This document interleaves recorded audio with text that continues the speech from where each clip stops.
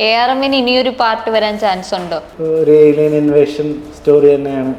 മണിയൻ എന്ന് പറയുന്ന character derivation സംഭവിച്ചതും ആ ഒരു തോട്ടിൽ നിന്ന് തന്നെയാണ്. ചെറിയ ഫോക്ലോർ പരിപാടി തന്നെയാണ്. ഗ്രാമം, വില്ലേജ്, സാധാരണ നമ്മുടെ ആൾക്കാരും. നേരത്തെ തന്നെ പ്ലാനുണ്ട്. നമ്മൾ കുറച്ചൊരു സാധനം അതിൻ്റെ ഒരു ലീഡൊക്കെ ഷൂട്ട് ചെയ്ത് വച്ചിട്ട് ഉണ്ടായിരുന്നു. ഇന്ത്യൻ സിനിമയിൽ ചെയ്തിട്ടുണ്ടോ എന്ന് പോലും എനിക്കറിയത്തില്ല. എല്ലാവരും അത് സ്റ്റുഡിയോയിൽ പോയിട്ട് ചെയ്യുന്ന ഒരു കാര്യം നൈറ്റ് തന്നെ ഷൂട്ട് ചെയ്തൊരു കാര്യമാണ്. ഇങ്ങനെ കൃതി ഷെട്ടിയെ തിരഞ്ഞെടുക്കാനുള്ള ഒരു കാരണം ഇവിടെ ഉള്ള പല നായികമാരുടെ അടുത്തൊക്കെ കഥ പറഞ്ഞു. അപ്പൊ അവരൊന്നും എസ് പറഞ്ഞില്ല എന്നുള്ളത്. പ്രീ വിഷ്വലൈസേഷൻ ചെയ്തിട്ട് അതിനെ കുറിച്ച് എന്താണ് പറയുന്നത്? ഒരു പ്ലെയിൻ ക്രാഷ് സീക്വൻസ് ഉണ്ട്. ജോഷി സാറാണെന്ന് തോന്നുന്നു ആദ്യമായിട്ട് പ്രീ വിഷ്വലൈസേഷൻ ചെയ്തിട്ടുള്ളത്. പറയുന്ന ഷെർലക് ഹോംസ് ഒക്കെ പോലത്തെ ഒരു സിനിമ എടുക്കുക എന്നുള്ള പരിപാടിയായിട്ട് ഇറങ്ങി തിരിച്ചതാണ്. ഇപ്പൊ എല്ലാവരും ഒരു തവണയെങ്കിലും ആലോചിച്ചിട്ടുള്ള കാര്യമാണ് വൈ കൃതി ഷെട്ടി നായികയായി വന്നു എന്നുള്ളത്. എന്തുകൊണ്ടാണ് അങ്ങനെ കൃതി ഷെട്ടിയെ തിരഞ്ഞെടുക്കാനുള്ള ഒരു കാരണം? അല്ല, അതിൻ്റെ ഒരു റിയാലിറ്റി പറയുകയാണെങ്കിൽ ഞാൻ ഇവിടെ ഉള്ള ഞങ്ങൾ ഓപ്റ്റ് ചെയ്ത കുറച്ച് മെയിൻ നായികമാരുടെ അടുത്തൊക്കെ കഥ പറഞ്ഞു. അപ്പോൾ അവരൊന്നും എസ് പറഞ്ഞില്ല എന്നുള്ളതാണ് അതിൻ്റെ റിയാലിറ്റി. അപ്പോൾ അവർക്ക് കൂടുതലും ചിലപ്പം സ്ക്രിപ്റ്റ് വായിക്കുമ്പം തോന്നുന്നത് 3 ടൊവിനോ, അപ്പം സ്ക്രീൻ ടൈം കൂടുതലും ടൊവിനോയ്ക്കാണ്, പിന്നെ 3 നായികമാർ എന്നുള്ളതിൻ്റെ ഒരു ഇതായിരിക്കും. പക്ഷേ കൃതി അത് നന്നായിട്ട് ചെയ്തതുകൊണ്ടാണ്. അതിപ്പോൾ മോശമാക്കി ചെയ്തിരുന്നെങ്കിൽ അത് സിനിമേനെയും ബാധിക്കും, ഈ പറയുന്ന നമ്മുടെ ഓഡിയൻസിൻ്റെ പൊങ്കാല കിട്ടുകയും ചെയ്തു. അപ്പോൾ അത് നന്നായിട്ട് ചെയ്തതുകൊണ്ടാണ് അത് ഇപ്പോഴത്തെ ഒരു രീതിയിൽ ഇരുന്നത്. പിന്നെ ഒരു ഫ്രഷ് ഫേസ് ആണ്, ലൈക്കബിലിറ്റി ആൾക്കാർക്ക് വരുമെന്നുള്ളത് ഉറപ്പായിരുന്നു. പിന്നെ അവരതിനു വേണ്ടി നല്ല എഫേർട്ട് ഇട്ടിട്ടാണ് മലയാളം പഠിച്ചെടുത്തിട്ട് തന്നെയാണ് ഡയലോഗ് പറഞ്ഞു നിൽക്കുന്നത്. മീൻസ് നമ്മൾ ആക്ട് ചെയ്യുന്ന സമയത്ത് അതിൻ്റെ അർത്ഥവും കൂടെ മനസ്സിലാവണമല്ലോ. അപ്പോൾ അത് അങ്ങനെ പ്രിപ്പയർ ചെയ്തിട്ട് തന്നെയാണ് ചെയ്തേക്കുന്നത്. പിന്നെ സുരഭിയുടെ ക്യാരക്ടർ അങ്ങനെ ആയതുകൊണ്ട് എല്ലാവരും സുരഭിനെ കുറിച്ച് കൂടുതൽ സംസാരിച്ചു എന്നുള്ളതേ ഉള്ളൂ. ഇപ്പം ഐശ്വര്യ രാജേഷ് ആണെങ്കിലും ഞങ്ങൾക്ക് അങ്ങനത്തെ ഒരു ആർട്ടിസ്റ്റ് തന്നെ ആ ക്യാരക്ടർ ചെറിയ റോളാണെങ്കിലും വേണം എന്നുള്ളതുണ്ടായിരുന്നു. കാരണം പറയാൻ പറ്റില്ല, നമ്മൾ നാളെ കുഞ്ഞിക്കേളുവിൻ്റെ ഈ മണിയൻ്റെയൊക്കെ ബാക്ക് സ്റ്റോറി പറയാൻ നിൽക്കുമ്പോൾ നമുക്ക് അന്ന് വെറുതെ നമ്മൾ കുറച്ചുകൂടെ പൊട്ടൻഷ്യൽ ഉള്ള ക്യാരക്ടർ ആയിരിക്കും എന്നുള്ളത് നമുക്കറിയായിരുന്നു. അതുകൊണ്ടാണ് അങ്ങനെ പിക്ക് ചെയ്തത്. ARM-ന് ഇനിയൊരു പാർട്ട് വരാൻ ചാൻസ് ഉണ്ടോ? നമുക്ക് അങ്ങനെ ഒരു നേരത്തെ തന്നെ പ്ലാനും ഉണ്ട്. നമ്മൾ കുറച്ചൊരു സാധനം അതിൻ്റെ ഒരു ലീഡൊക്കെ ഷൂട്ട് ചെയ്ത് വച്ചിട്ട് ഉണ്ടായിരുന്നു. അപ്പം അത് നമ്മൾ ഇപ്പം ചെയ്തതിൽ നമ്മളത് യൂസ് ചെയ്തില്ല എന്നേ ഉള്ളൂ. അപ്പോൾ ടു മച്ച് നമ്മളതിൽ ഒരു കൺഫ്യൂഷൻ ക്രിയേറ്റ് ചെയ്യണ്ടല്ലോ എന്ന് വിചാരിച്ചിട്ട് ഈ നമ്മൾ ഇൻ്റർവൽ ബ്ലോക്കിലൊക്കെ മണിയൻ്റെ ഒരു ബാക്ക് സ്റ്റോറിയും കാര്യങ്ങളൊക്കെ പറയുന്നുണ്ട്. അപ്പോൾ അതൊക്കെ പതുക്കെ ഓപ്പൺ ചെയ്യാം എന്നുള്ളതാണ്. പക്ഷെ അടുത്ത സിനിമ വേറൊരു സിനിമയാണ്, അത് കഴിഞ്ഞിട്ടേ ഇനി എന്താണല്ലേ ഉള്ളൂ. ARM-ന്റെ സമയത്ത് പ്രീ വിഷ്വലൈസേഷൻ ചെയ്തിട്ട് അതിനെ കുറിച്ച് എന്താണ് പറയുന്നത്? അല്ല, പ്രീ വിഷ്വലൈസേഷൻ ഇങ്ങനത്തെ സിനിമ ചെയ്യുമ്പോഴത്തേക്ക് ബേസിക്കലി മാർവൽ ഫിലിംസൊക്കെ ഞാൻ അങ്ങനത്തെ ഈ പുറത്തുള്ള സിനിമയും പുറത്തുള്ള ഡയറക്ടേഴ്സിൻ്റെയൊക്കെ മാസ്റ്റർ ക്ലാസ് ഒക്കെ കണ്ടിട്ടൊക്കെയാണ്, മാസ്റ്റർ ക്ലാസ് എന്നൊക്കെ പറഞ്ഞിട്ടൊരു ആപ്പൊക്കെ ഉണ്ട്. അപ്പോൾ അതിൽ നിന്നൊക്കെയാണ് ഫിലിം മേക്കിംഗ് ഒക്കെ നമ്മൾ കുറേയൊക്കെ അപ്ഡേറ്റ് ചെയ്യുന്നത്. അപ്പോഴാണ് മാർവലിൻ്റെ സിനിമകളിൽ ഇങ്ങനത്തെ കുറേ സീക്വൻസും കാര്യങ്ങളൊക്കെ വരുമ്പോൾ തേർഡ് ഫ്ലോർ എന്ന് പറയുന്ന ഒരു കമ്പനിയാണ് അവർക്ക് വേണ്ടി പ്രീ വിഷ്വലൈസേഷൻ ചെയ്യുന്നത്. പൊതുവെ അങ്ങനെ അവിടുത്തെ ഒരു രീതി എന്താണെന്ന് പറഞ്ഞു കഴിഞ്ഞാൽ സ്റ്റുഡിയോസ് പ്രീ വിഷ്വലൈസേഷൻ ഒരു സിനിമയുടെ ഫുൾ സിനിമയും പ്രീവിസ് ചെയ്തിട്ട് ഒരു ഡയറക്ടറിനെ വിളിക്കുന്നു, ഇതാണ് നിങ്ങൾ ഡയറക്റ്റ് ചെയ്യേണ്ട സിനിമ എന്ന് പറഞ്ഞിട്ട് കൊടുക്കുകയാണ്. ഇഷ്ടംപോലെ ടെക്നീഷ്യൻസ്, ഇഷ്ടംപോലെ ബ്രെയിനും അതിനകത്ത് വർക്ക് ചെയ്യുന്നുണ്ട്. അപ്പോൾ ആ ഒരു സ്റ്റൈൽ പരിപാടിയാണ് ഇവിടെ. അങ്ങനെ ഒരു പ്രീ വിഷ്വലൈസേഷൻ അല്ലെങ്കിൽ ഇത്രയും ലെങ്ത്തിൽ ഡീറ്റെയിൽഡ് ആയിട്ട് പ്രീ വിഷ്വലൈസേഷൻ ചെയ്യുന്നില്ലായിരുന്നു. എനിക്ക് തോന്നുന്നു ഈ പറയുന്ന ഗോവയിൽ കഴിഞ്ഞ തവണ ഞാൻ ഒരു ടോക്ക് ഉണ്ടായിരുന്നു. അപ്പോൾ അതിലും പ്രീ വിഷ്വലൈസേഷനെ കുറിച്ച് സംസാരിച്ചുകൊണ്ടിരുന്നപ്പോൾ ഗോവയിലുള്ള ഒരാളാണ് ആദ്യമായിട്ട് പ്രീ വിഷ്വലൈസേഷൻ ചെയ്യുന്നത് ഒരു ഇന്ത്യൻ സിനിമയ്ക്ക് വേണ്ടി പറഞ്ഞു. ആ ഇന്ത്യൻ സിനിമ എന്ന് പറയുന്നത് ഒരു മലയാള സിനിമയായിരുന്നു എന്നാണ് എൻ്റെ അടുത്ത് പറഞ്ഞത്. അപ്പം ഞാൻ കോൺവെർസേഷൻ കഴിഞ്ഞിട്ട് ഞാൻ പുള്ളിയോട് പോയി ചോദിച്ചു, സാർ അത് ഏതായിരുന്നു ആ ഫിലിം എന്ന് ചോദിച്ചു. അപ്പം പറഞ്ഞു അത് സൈന്യം എന്ന് പറയുന്ന സിനിമയാണ്. അപ്പോൾ സൈന്യത്തിൽ ഒരു പ്ലെയിൻ ക്രാഷ് സീക്വൻസ് ഉണ്ട്. അപ്പോൾ അത് അന്ന് 50,000 രൂപയ്ക്കെന്തോ, അന്നത്തെ 50,000 രൂപ എന്ന് പറയുന്നത് ഇന്നത്തെ കോടിയുണ്ട്. അപ്പോൾ ജോഷി സാറാണെന്ന് തോന്നുന്നു ആദ്യമായിട്ട് പ്രീ വിഷ്വലൈസേഷൻ ചെയ്തിട്ടുള്ളത്. അത് എത്ര പേർക്ക് അറിയാം എന്നുള്ളത് എനിക്കറിയത്തില്ല. പക്ഷെ അന്നേ ജോഷി സാറൊക്കെ എത്രത്തോളം അപ്ഡേറ്റഡ് ആണെന്നുള്ളത്. അപ്പൊ ഇത് ഏറമ്പിലൊന്നും അല്ല തുടങ്ങിയത്, നമ്മുടെ മലയാള സിനിമയൊക്കെ തന്നെയാണ് തുടങ്ങിയത്. പണ്ട് മുതലേ എനിക്ക് തോന്നുന്നു അങ്ങനത്തെ ഒരു സിനിമയിൽ അങ്ങനത്തെ ഒരു സീക്വൻസ് ചെയ്യാൻ വേണ്ടി അത് ചെയ്തിട്ടുണ്ടെന്ന് ഞാൻ റീസെന്റ് അറിയുന്നത്. അപ്പൊ അത് ഒരുപാട് പേർക്കുള്ള ഒരു പുതിയ അറിവായിരിക്കും. അതെ അതെ, അതാർക്കും അധികം അറിയത്തില്ല. എന്നിട്ട് എനിക്ക് ജോഷി സാറിന് പരിചയമില്ല, പക്ഷെ സാറിന്റെ മോനോട് ഞാൻ ഇങ്ങനെ ഇത് അറിഞ്ഞപ്പോഴത്തേക്ക് ഞാൻ ഇങ്ങനെ പറഞ്ഞിരുന്നു. ARMലേക്ക് വരുമ്പോ ഇപ്പം ബേസിലിയേട്ടൻ ഗുരു എന്ന് വേണമെങ്കിൽ പറയാം. ബേസിലിയേട്ടന്റെ അടുത്ത് അസിസ്റ്റന്റ് ആയി വർക്ക് ചെയ്തു. അതിനുശേഷമൊക്കെയാണ് ഫസ്റ്റ് മൂവി ചെയ്യുന്നത്. ബേസിലേട്ടന് ഒരു ഇത് ഇന്റർവ്യൂവിൽ എന്തോ ആണ് പറഞ്ഞത് ഓർക്കുന്നുണ്ട് ഞാൻ. ഇങ്ങനെ ജിതിൻ ഇങ്ങനെ ആദ്യത്തെ പടം തന്നെ ഇത്ര വലിയൊരു പടമായിരിക്കും എന്ന് വിചാരിച്ചില്ല എന്ന് പറഞ്ഞത് ഞാൻ ഓർക്കുന്നുണ്ട്. ബേസിലേട്ടനുമായിട്ടുള്ള ആ ഒരു എക്സ്പീരിയൻസ് ഒക്കെ എങ്ങനെയാണ്? ബേസിലേട്ടനല്ല, പൊതുവെ ആരും വിചാരിച്ചില്ല ഒരു, കാരണം സെറ്റിൽ കുറച്ച് മടിയുള്ളൊരു കൈൻഡ് ഓഫ് ഇതാണ്. എനിക്ക് കൂടുതലും അങ്ങനെ ഒരു പേപ്പർ വർക്ക്സോ അങ്ങനെ ഓടി നടന്ന് പണിയെടുക്കുന്നതിനേയും കാട്ടി ഞാൻ എപ്പോഴും ഷൂട്ട് ഒബ്സർവ് ചെയ്യുക എന്നുള്ളതായിരുന്നു എൻ്റെ ലേണിംഗ് പ്രോസസ്സ്. അവിടെ എന്ത് നടക്കുന്നു, ആരൊക്കെ എന്തൊക്കെ ചെയ്യുന്നു. ഇപ്പം കുഞ്ഞിരാമായണമാണ് ആദ്യം റിലീസായെങ്കിലും എന്നുതിൻ്റെ മൊയ്തീനാണ് ആദ്യമായിട്ട് വർക്ക് ചെയ്യുന്നത്. അപ്പോൾ ആ സമയത്ത് ഞാൻ സെറ്റിൽ വിമലേട്ടൻ്റെ കൂടെ ഡയറക്റ്റ് ചെയ്യുന്ന കാര്യങ്ങൾ ഞാൻ പഠിക്കും. കുറച്ചപ്പുറത്തോട്ട് മാറി വന്നിട്ട് ഞാൻ ജോമോൻ ചേട്ടൻ്റെ ടീം ഈ ക്യാമറ ഡിപ്പാർട്ട്മെൻറ്റിൽ എന്താ നടക്കുന്നത്, ഏതൊക്കെ ഫിൽറ്റേഴ്സാണ്, ഏതൊക്കെ ലെൻസാണ്, ഇതൊക്കെ ഞാൻ അവിടെയും പോയി പഠിക്കും. എന്നിട്ട് അതൊരു എനിക്കങ്ങനെ അറിയാനുള്ളൊരു ഇത്. അപ്പോൾ ആ ജേണി ആയിരുന്നു നമ്മുടെ ആ ഒരു ലേണിംഗ് പ്രോസസ്സ്. അല്ലാതെ നമുക്കൊരിക്കലും പെട്ടെന്ന് എല്ലാം അറിഞ്ഞിരിക്കുമ്പോൾ കുറച്ചുകൂടെ ഒരു എക്സ്പീരിയൻസ് സാധനം കിട്ടും. അപ്പോൾ ഇപ്പം ഗോതയാണെങ്കിലും കുഞ്ഞിരാമായണമാണെങ്കിലും എന്നതിൻ്റെ മൊയ്തീനാണെങ്കിലും ഒക്കെ എന്നെ ഇൻഫ്ലുവൻസ് ചെയ്തിട്ടുണ്ട് ഞാൻ ചെയ്യുന്ന ആദ്യത്തെ സിനിമയിൽ. കാരണം അതൊക്കെ കണ്ടാണല്ലോ ഞാൻ പഠിച്ചത്. അപ്പോൾ ബേസിലേട്ടനെയും അതേപോലെ ഈ പറയുന്ന അസിസ്റ്റ് ചെയ്യുന്ന സമയത്ത് പുള്ളിയുടെ കുറേ കാര്യങ്ങൾ മെയിൻലി നമ്മൾ പഠിച്ചിട്ടുള്ള ഇതാണ്. അതിൽ നിന്ന് തന്നെയാണ് ഈ പറയുന്ന റൂട്ടഡ് ആയിട്ടുള്ള സിനിമ ചെയ്യുക. അത് എന്ത് ജോണറും അത് റൂട്ടഡായിട്ടും ആ ഫോക്ലോർ ബ്ലെൻഡ് ചെയ്തിട്ട് കൊടുക്കുമ്പം നമ്മുടെ ഓഡിയൻസിന് ഇഷ്ടപ്പെടും എന്നുള്ള ആ ഒരു സീക്രട്ട് റെസിപ്പി അവിടെ നിന്ന് കിട്ടിയത് തന്നെയാണ്. അപ്പോൾ അങ്ങനെയാണ് ഈ പറയുന്ന ഫാൻറ്റസി സിനിമകൾ ചെയ്യുക, മിത്തോളജി ആണെങ്കിലും അല്ലെങ്കിൽ അങ്ങനത്തെ മിസ്റ്ററി ആണെങ്കിലും ഒക്കെ ബേസ് ചെയ്ത് സിനിമകൾ ചെയ്യുക, പീരിയഡ് സിനിമ ചെയ്യുക. ഏതാണ് ഇഷ്ടപ്പെട്ട ഒരു ജോണർ എന്ന് പറയുമ്പോൾ ഏതാണ്? അങ്ങനെയല്ല, മൾട്ടിപ്പിൾ ജോണേഴ്സ് ഇഷ്ടമാണ്. പണ്ട് എനിക്ക് ഭയങ്കര ഇഷ്ടം ഈ പറയുന്ന ക്രൈം ത്രില്ലേഴ്സിനോടാണ്. അങ്ങനെ ഈ പറയുന്ന ഷെർലക് ഹോംസ് ഒക്കെ പോലത്തെ ഒരു സിനിമ എടുക്കുക എന്നുള്ള പരിപാടിയായിട്ട് ഇറങ്ങി തിരിച്ചതാണ്. പക്ഷേ കാരണം അതിനുശേഷം കൂടുതലും താല്പര്യം ഈ പറയുന്ന ഇന്ത്യാന ജോൺസ് ഒക്കെ പോലത്തെ സിനിമ. അതുകൊണ്ടാണ് ARMൽ അങ്ങനത്തെ ഒരു ഹെയ്റ്റ് സീക്വൻസും ഒക്കെ ഈ പറയുന്ന ക്ലൂസ് സോൾവ് ചെയ്ത് ട്രഷർ എടുക്കുക എന്നൊക്കെ ഉള്ള ആ ഒരു ഇത്, നാഷണൽ ട്രഷർ ആണെങ്കിലും ടോം റൈഡർ ആണെങ്കിലും അങ്ങനത്തെയൊക്കെ സിനിമകളാണ് കൂടുതലും ഇൻഫ്ലുവൻസ് ചെയ്തിട്ടുള്ളത്.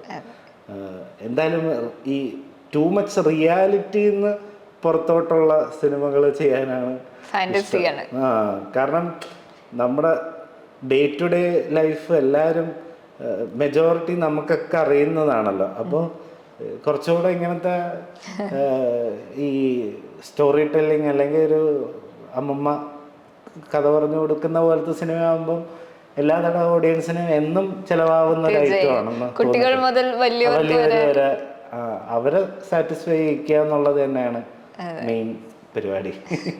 ഇപ്പൊ യാത്രകൾ എത്രത്തോളം ഒരു സിനിമ സംവിധാനം ചെയ്യുന്നതിനൊക്കെ എത്രത്തോളം സഹായിച്ചിട്ടുണ്ട്? അല്ല, അത് യാത്രകളും ഏറ്റവും കൂടുതൽ സഹായിച്ചത് ARMന് ശേഷം തന്നെയാണ്. ARMന് മുന്നേ ഞാൻ അങ്ങനെ ഒരു 1-2 സ്ഥലങ്ങൾ മാത്രമേ പുറത്ത്, അതും മിഡിൽ ഈസ്റ്റും അല്ലെങ്കിൽ ശ്രീലങ്ക അങ്ങനെയൊക്കെ ഉള്ളത് പോയിട്ടുള്ളൂ. ARMന് ശേഷമാണ് എനിക്ക് തോന്നുന്നു ഒരു 12-13 രാജ്യങ്ങൾ പോകാൻ പറ്റിയതിൻ്റെ ഒരു ഭാഗ്യം കിട്ടിയത് ARMലൂടെ തന്നെയാണ്. പ്രൊമോഷൻ്റെ സമയത്ത് ഈ പറയുന്ന UK പോകുന്നു, അത് കഴിഞ്ഞിട്ട് ബാക്കി കുറേ കൺട്രീസ് നമ്മൾ പോയിരുന്നു. അത് കഴിഞ്ഞിട്ട് തിരിച്ചു വന്നിട്ട് അതിൻ്റെ വിസയൊക്കെ ഉള്ളത് കൊണ്ട് വീണ്ടും വർക്ക്ഷോപ്പ് എന്നുള്ള ബേസ് ചെയ്തിട്ട് പല സ്ഥലങ്ങളിൽ ഡിറക്ഷൻ വർക്ക്ഷോപ്പിന് പോയി. അപ്പോൾ യാത്ര ചെയ്യുന്ന സമയത്ത്, ഇപ്പോൾ ARM ചെയ്യുന്ന സമയത്ത് ഞാൻ കൂടുതലും സിനിമകളായിരുന്നു റെഫറൻസ് ആയിട്ട് എടുക്കുക, അത് കാണുക ഇരുന്ന്. അപ്പോൾ അടുത്ത ചെയ്യാൻ പോകുന്ന സിനിമയ്ക്ക് അങ്ങനെ ഒരുപാട് റെഫറൻസ് എടുക്കാൻ അല്ലെങ്കിൽ പറ്റുമോ എന്നുള്ളത് എനിക്ക് അറിയത്തില്ല. അതുകൊണ്ട് അതിൻ്റെ ഒരു വേൾഡ് ബിൽഡിങ്ങിന് വേണ്ടി ആണ് കൂടുതൽ യാത്ര ചെയ്യുന്നത്. അപ്പോൾ യാത്ര ചെയ്യുമ്പോൾ അങ്ങനത്തെ കുറച്ചുകൂടെ സർറിയലായിട്ടുള്ള സ്ഥലങ്ങൾ ട്രാവൽ ചെയ്യുക എന്നുള്ളത് തന്നെയാണ്. കുറേ പേരെടുത്ത് ചോദിച്ചു, നീ ഫുൾ ടൈം UKയിലാണല്ലോ എന്നോ. അപ്പം എനിക്ക് ഇപ്പോൾ ഹാരി പോട്ടർ ആണെങ്കിലും അല്ലെങ്കിൽ അങ്ങനെയുള്ള ചില ഈ സ്കോട്ടിഷ് ഫോക്ലോറും അതൊക്കെ ഇഷ്ടമായതുകൊണ്ടാണ് അങ്ങനത്തെ സ്ഥലങ്ങൾ ചൂസ് ചെയ്ത് പോകുന്നത്. അപ്പോൾ കൂടുതലും എനിക്ക് തോന്നുന്നത് അടുത്ത സിനിമയുടെ വിഷ്വൽ കാണുമ്പോഴേ എല്ലാവർക്കും അല്ലെങ്കിൽ ഇവർക്കൊക്കെ മനസ്സിലാവുള്ളൂ എന്തിനാണ് ഞാൻ ട്രാവൽ ചെയ്തതെന്നുള്ളത് മനസ്സിലാകത്തുള്ളൂ. ഇനി അടുത്ത് വരാൻ പോകുന്ന സിനിമയെ കുറിച്ച് എന്താണ്? ഏലിയൻ സിനിമകളാണോ? നാടൻ ഏലിയൻസിനെ കാണാൻ പറ്റുമോ? എങ്ങനെയാണ്? ചെറിയ ഫോക്ലോർ പരിപാടി തന്നെയാണ്. ഗ്രാമം, വില്ലേജ്, സാധാരണ നമ്മുടെ ആൾക്കാരും അതിൻ്റെ ഇടയിലുള്ള ഒരു ഏലിയൻ ഇൻവേഷൻ സ്റ്റോറി തന്നെയാണ് പറയുന്നത്. പക്ഷെ അത് ഒരു ബ്യൂട്ടിഫുള്ളായിട്ട് സുജിത്തേട്ടൻ അതിൻ്റെ സ്ക്രീൻ പ്ലേ എഴുതിയിട്ടുണ്ട്.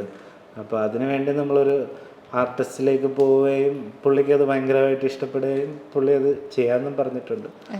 പിന്നെ ഈ പറയുന്ന സിനിമയ്ക്ക് അത്രയും വലിയൊരു ബഡ്ജറ്റ് വരുന്നത് കൊണ്ട് മൾട്ടിപ്പിൾ പ്രൊഡക്ഷൻ ടീംസിനെ നമ്മൾ മീറ്റ് ചെയ്യുന്നുണ്ട്, സംസാരിക്കുന്നുണ്ട്. അതിൻ്റെ ഒരു ഫൈനൽ സ്റ്റേജസിലാണ് ഇപ്പോൾ ഉള്ളത്. പക്ഷേ നമ്മൾ കഴിഞ്ഞ ഒരു 7 മാസമായിട്ട് നമ്മുടെ ഇൻഹൗസായിട്ട് തന്നെ അതിൻ്റെ സ്റ്റോറി ബോർഡിങ് ആണെങ്കിലും പ്രീ വിഷ്വലൈസേഷൻ ആണെങ്കിലും ബ്രേക്ക് ഡൗൺ ആണെങ്കിലും എല്ലാം ഓൾമോസ്റ്റ് ഒക്കെ ഫിനിഷായി. അടുത്ത വർഷത്തേക്ക് നമുക്ക് അടുത്ത വർഷമെങ്കിലും ഷൂട്ട് ചെയ്യുക എന്നുള്ളതാണ് എൻ്റെ ഒരു. കാരണം ഇങ്ങനത്തെ സിനിമ നമുക്ക് ഒരിക്കലും ഇങ്ങനെ സ്വിച്ചിട്ടതുപോലെ ഉണ്ടാകുന്ന ഒരു സിനിമ അല്ലാത്തത് കൊണ്ട് അതിനൊരു പ്രോസസ്സുണ്ട്, അതിനൊരു പ്രീ പ്രൊഡക്ഷൻ സ്റ്റേജ് ഉണ്ട്. ആ പ്രീ പ്രൊഡക്ഷൻ സ്റ്റേജിന് ശേഷം ഷൂട്ടിന് മുന്നേ ഉള്ളൊരു പ്രപ്പുണ്ട്. ഷൂട്ട് ചെയ്യാൻ തന്നെ ഒരു 140 days ഷൂട്ടിന് വേണം. അത് കഴിഞ്ഞിട്ട് പോസ്റ്റ് പ്രൊഡക്ഷൻ എനിക്ക് തോന്നുന്നു ആദ്യത്തെ സിനിമേനെയും കാട്ടി ഒരുപാട് VFX ഉള്ള സിനിമയാണ്. അപ്പോൾ അതിനും ഒരു 3-4 months അല്ലെങ്കിൽ ഒരു 5 monthsോളം അതിൻ്റെ VFXന് തന്നെ വേണ്ടി വരും. അപ്പോൾ അങ്ങനെ ഒരു ടൈം എടുത്ത് ആ പേഷ്യൻസ് വീണ്ടും ഉള്ളത് കൊണ്ട് എന്തായാലും ഈ പറയുന്ന ഒരു ഇത്രയും വർഷമൊന്നും എടുക്കൂല, പക്ഷെ ഉടനെ സംഭവിക്കും എന്നാണ് വിശ്വാസം. ഇപ്പം അടുപ്പിച്ചടുപ്പിച്ച് സിനിമ എടുക്കുന്നതിലും താല്പര്യം ഇങ്ങനെ കുറച്ച് ഗ്യാപ്പ് ഇട്ടെടുക്കാനാണ് തോന്നുന്നത്. ഗ്യാപ്പ് വരുന്നത് അങ്ങനെ നമ്മൾ ഐഡിയലായിട്ട് ഇരിക്കുന്നതല്ല, അതിൻ്റെ വർക്കിംഗ് പ്രോഗ്രസ് ആണ് ആ ടൈം ടേക്ക് ചെയ്യുന്നത്. അപ്പോൾ ഇപ്പോൾ ARM നടക്കുന്ന സമയത്ത് തന്നെ ഓൾറെഡി ഇതിൻ്റെ പേപ്പേഴ്സൊക്കെ ഫിനിഷ് ആയതുകൊണ്ടാണ് നമ്മൾ സെപ്റ്റംബർ ഒരു ജനുവരി ഫെബ്രുവരി നമ്മൾ ആർട്ടിസ്റ്റിനെ ലോക്ക് ചെയ്തത് പോലും. ആ 4 months കൊണ്ട് നമ്മൾ സ്ക്രിപ്റ്റ് ബേസിക് വേർഷൻ കഴിഞ്ഞു. അത് കഴിഞ്ഞിട്ടുള്ള ഒരു 4 months സ്ക്രിപ്റ്റ് ഒരു 10th ഡ്രാഫ്റ്റായി. അപ്പം അതൊരു ഗ്രാജുവൽ പ്രോസസ്സാണ്. VFXന് ഭയങ്കര അധികം പ്രാധാന്യമുണ്ട്. VFXനാണ് സ്റ്റേറ്റ് അവാർഡ് ലഭിച്ചത്. ARMലെ VFXനെ കുറിച്ച് അല്ല, ARMലെ VFX നമുക്ക് ആ വേൾഡ് കുറച്ചൊന്ന് ഡിഫറൻറ്റ് രീതിയിൽ പ്ലേസ് ചെയ്യണം എന്ന് പറഞ്ഞു. അപ്പം എൻ്റെ കൂടെ കിഷൽ ഈ പറയുന്ന കോൺസെപ്റ്റ് ആർട്ടിസ്റ്റ് ഉണ്ട്. അപ്പോൾ എൻ്റെ കുറേ വിയേർഡ് തോട്ടുകൾ പറഞ്ഞു കൊടുത്തിട്ട് കിഷലിനെ കൊണ്ട് ഡെവലപ്പ് ചെയ്യുക, അങ്ങനെയായിരുന്നു അതിൻ്റെ ഒരു പ്രോസസ്സ്. കാരണം നമ്മളൊരു ഒരു യൂഷ്വൽ സൂപ്പർവൈസറിനെ വയ്ക്കുമ്പോൾ ആ സൂപ്പർവൈസറിൻ്റെ വിഷ്വൽ ഇമാജിനേഷൻ ആയിരിക്കും സിനിമയിൽ വരുന്നത്. അപ്പോൾ എപ്പോഴും ഒരു ഡയറക്ടർ തന്നെ ഗൈഡ് ചെയ്യുമ്പോഴത്തേക്ക് കുറച്ചുകൂടെ അങ്ങനത്തെ എലമെൻറ്റ്സ് വരും എന്നുള്ള ആ ഒരു സ്റ്റഡിയിലാണ് ഞാൻ തന്നെ സൂപ്പർവൈസർ റോളിലേക്ക് മാറാം എന്നുള്ള ഇത്. പിന്നെ ഞാൻ ഈ പറയുന്ന എല്ലാ സ്റ്റുഡിയോസിലും പോയിരുന്നിട്ട് എനിക്ക് തോന്നുന്നു ഒരു എയർമെൻ്റെ ലാസ്റ്റ് ഒരു പോസ്റ്റ് പ്രൊഡക്ഷൻ 3-4 months ഇങ്ങനെ കൊച്ചി ബോംബെ പൂനെ കൊച്ചി ബോംബെ പൂനെ അങ്ങനെ ആയിരുന്നു എൻ്റെ ലൈഫ്. ഞാൻ സ്റ്റുഡിയോയിലൊക്കെ പോയി ചെന്ന് കിടന്ന് അവിടുത്തെ കൗച്ചിൽ തന്നെ കിടന്ന് ഉറങ്ങിയിട്ട്, കാരണം നമ്മൾ അവിടെ നിന്ന് ഒരു ഡയറക്ടർ തന്നെ. അപ്പോൾ അവിടെയൊക്കെ പോകുമ്പോൾ ഇപ്പം ബോംബെയിലും പൂനെയിലും ഒക്കെ സ്റ്റുഡിയോയിൽ പോകുമ്പോൾ ഡയറക്ടർ വന്നിരിക്കുന്നു. അപ്പോൾ അവർ കുറച്ചുകൂടെ ഫാസ്റ്റായിട്ട് പരിപാടികൾ ചെയ്യും. അല്ലെങ്കിൽ അവർ ഓക്കെ സൂപ്പർവൈസർ ഒരു പണിക്കാരൻ വന്നിരിക്കുന്നു എന്നുള്ള രീതിയിൽ. പക്ഷെ ഒരു ഡയറക്ടർ വന്നിരിക്കുമ്പോൾ അവർക്ക് കുറച്ചുകൂടെ പരിപാടി. പിന്നെ ചെയ്തുകൊണ്ടിരിക്കുമ്പോൾ തന്നെ എനിക്ക് സ്റ്റുഡിയോസിൽ ഈ ആർട്ടിസ്റ്റുകളുമായിട്ട് ഇൻട്രാക്ട് ചെയ്യാം. ഇന്നതല്ല വേണ്ടത്, ഇന്നതാണ് വേണ്ടത് എന്ന് കുറച്ചുകൂടെ ഗൈഡ് ചെയ്യാൻ പറ്റും. അപ്പോൾ ഈ ഒരു മിഡിൽമെൻ്റെ ഒരു കമ്മ്യൂണിക്കേഷൻ ഡിലേയുടെ ആവശ്യമില്ല എന്നെനിക്ക് തോന്നിയിട്ടുണ്ട്. അപ്പോൾ ഇപ്പോൾ കിഷലിൻ്റെ അടുത്ത് ഞാൻ നമുക്കൊരു പോർട്ട് വേണം. ആ പോർട്ടിൻ്റെ ബാക്കിൽ ഇങ്ങനെ ആയിരിക്കണം, പോർട്ടിൻ്റെ അവിടെ ഇങ്ങനെ ഒരു മല വരണം, അതിൻ്റെ ഒരു സെപ്പറേഷൻ ഇങ്ങനെ വരണം, അതിൻ്റെ ഡോക്ക് ഇങ്ങനെയാണ് എന്നുള്ള ഇത് ഫീഡ് ചെയ്യുക. നമ്മുടെ സാധാരണ കാണുന്ന മലയല്ലാതെ വിയറ്റ്നാമി മൗണ്ടൻസ് ആണ് അവിടെ വരേണ്ടത്. ഇപ്പോൾ കൊട്ടാരത്തിൻ്റെ ആർക്കിടെക്ചർ എങ്ങനെയാണ്, പിന്നെ ഈ പറയുന്ന അണ്ടർ വാട്ടറിലുള്ള ഫ്ലോറ എങ്ങനെ വരണം, അതിനകത്തുള്ള ഈ വിഷ്വൽ പരിപാടികളാണ് എനിക്ക് കൂടുതലും വർക്ക് ചെയ്യാൻ ഇഷ്ടം. അപ്പം അത് ഞാൻ തന്നെ, എനിക്കിപ്പം VFX ചെയ്യാൻ അറിയത്തില്ലെങ്കിലും നമ്മളത് ചെയ്യിപ്പിച്ചെടുക്കുക എന്നുള്ളതാണ് അതിനകത്തുള്ളൊരു ചലഞ്ചും ആ വേൾഡ് ബിൽഡിങ് എൻ്റെ ഒരു രീതിയും. അപ്പോൾ അതെനിക്ക് ഭയങ്കര ഇഷ്ടമുള്ളൊരു കാര്യമാണ്. അപ്പോൾ അത് മറ്റേ ആക്സിഡൻ്റൽ VFX സൂപ്പർവൈസർ എന്ന് വേണമെങ്കിലും പറയാം. കാരണം അവരുടെ എന്നൊക്കെ തന്നെയാണ്. ഇപ്പം മൈൻസ്റ്റൈൻ ഞങ്ങൾ ഫ്രണ്ട്സിൻ്റെ ഒരു കമ്പനിയാണ്. പിന്നെ അപ്പു ഭട്ടത്തിരി ഡയറക്ടറാണ്. അപ്പു ആയിരുന്നു ഇതിൻ്റെ പോസ്റ്റ് പ്രൊഡക്ഷൻ സൂപ്പർവൈസർ. അപ്പോൾ ഇവരിൽ നിന്നാണ് ഞാൻ VFXൻ്റെ ABCD പോലും പഠിച്ചു തുടങ്ങിയത്. Andrew, Arun, VB. അപ്പം എനിക്ക് ഒരു 100 ചോദ്യങ്ങളുണ്ടായിരുന്നു.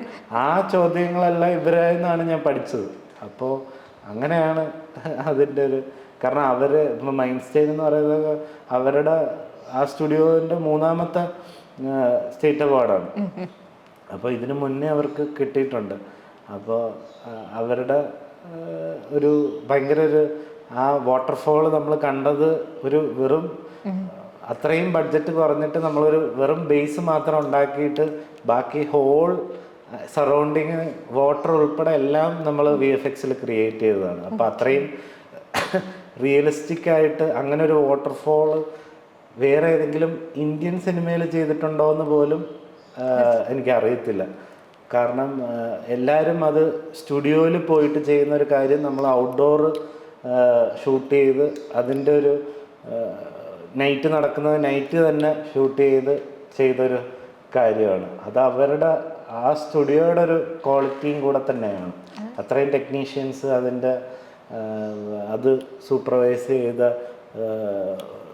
അവരുടെ കമ്പനിയുടെ സൂപ്പർവൈസർ. അപ്പോൾ ഇതെല്ലാം ഒരു ടീം വർക്ക് തന്നെയാണ്. അപ്പോൾ ഞങ്ങൾ 4 പേരാണ് VFXൻ്റെ അവാർഡ് ഷെയർ ചെയ്തേക്കുന്നത്. അപ്പോൾ ഓൺസെറ്റ് സൂപ്പർവൈസർ മുതൽ ഞാൻ വരെ എല്ലാവരുടെയും പണി അതിനകത്ത് നടന്നതുകൊണ്ടാണ് നമുക്ക് അതൊരു VFX ആണെന്ന് തോന്നിക്കാത്ത രീതിയിൽ അങ്ങനെ ചെയ്യാൻ പറ്റിയത്. തീർച്ചയായും. ഇനി സിനിമകൾ വരാനുണ്ട്. അപ്പം നായകന്മാരെ തിരഞ്ഞെടുക്കുന്നതിൽ വെല്ലുവിളി നേരിടാറുണ്ടോ? ഇനിയിപ്പം ഇവരെ ആരെയും നമുക്ക് ഒഴിവാക്കാൻ പറ്റില്ല, എല്ലാവരെയും വേണം. അല്ല, അങ്ങനെയല്ല. എനിക്കെപ്പോഴും ഹീറോസിനെ ചൂസ് ചെയ്ത് അവർ അതിന് മുന്നേ ചെയ്തിട്ടുള്ള സിനിമകളുമായിട്ട് അവരുടെ ആക്ടിങ് റിസംബ്ലൻസ് വരാതെ അവരുടെ ഒരു ബെസ്റ്റ് കൊടുക്കുക എന്നുള്ളൊരു ചലഞ്ചാണ് ഞാൻ എപ്പോഴും ശ്രദ്ധിക്കാറ്. അപ്പോൾ അത് ഏതൊരു ഹീറോയിൻ്റെ കൂടെയും അവരുടെ ബെസ്റ്റ് നമുക്ക് ലൈക്ക് ഇതുവരെ കാണാത്ത ഒരു പരിപാടി അവരുടെ നിന്ന് എടുക്കുക എന്നുള്ളത് തന്നെയാണ് ഉദ്ദേശിക്കുന്നത്.